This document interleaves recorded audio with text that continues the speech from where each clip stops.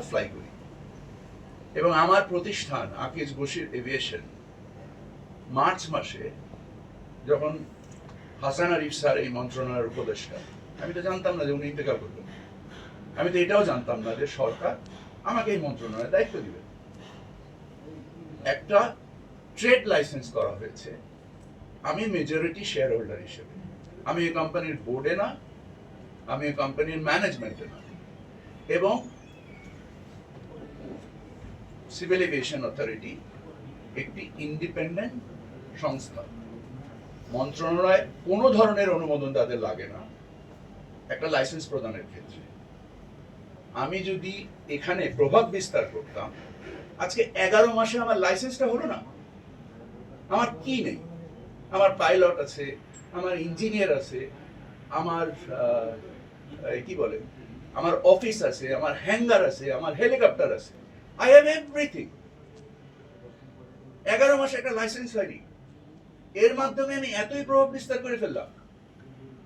আর helicopter নিয়ে তো Saudi আরব যাওয়া যায় না, হেলিকপ্টার নিয়ে তো কুয়েত যাওয়া যায় না, দুবাই যাওয়া যায় না, এটা তো সম্ভব না। হেলিকপ্টার নিয়ে যাওয়া যায়, মনে করেন রাজশাহী যাব আমি, রাজশাহী যাতায়াতে যাওয়া এবং আসা একটা হেলিকপ্টারের খরচ হয় 2.5 থেকে 3 লক্ষ টাকা, প্লেনে খরচ হয় 5,000 টাকা। তা আমি কিভাবে কম্পিটিশন করব? আমি তো বুঝতে পারছি না, আমার জ্ঞানে আটকাচ্ছে না।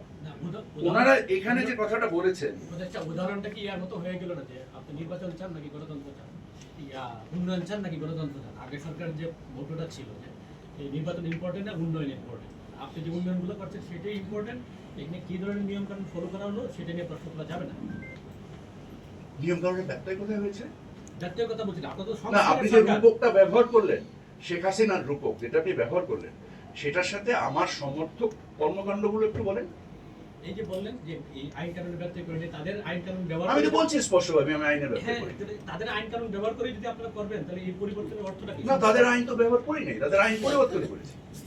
আপনি কি জানেন না যে কাঠামোগতভাবে আমরা যে সিভিল এভিয়েশন অ্যাক্টের যে পরিবর্তন করেছি, সেই পরিবর্তনের বিনিময়ে যে সিন্ডিকেশন ছিল, এই যে 50% টিকিটের ভাড়া কমে গিয়েছে, এটা কি খামাখা করেছে?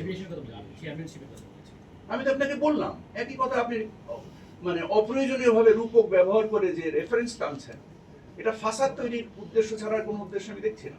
ধন্যবাদ আপনাকে ধন্যবাদ।